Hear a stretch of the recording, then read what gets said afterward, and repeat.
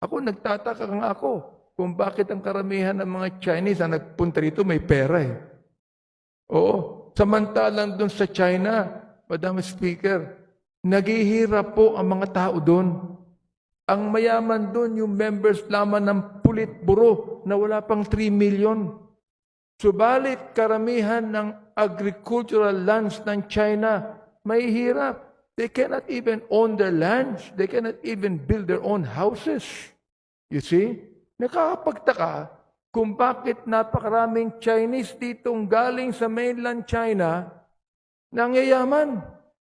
Oo, nakakabili ng malalaking property. Kailan po kayo last na nagpunta ng China? I think, China? Ay, hindi na po ako napupunta ron. Mula nung binubuli tayo eh.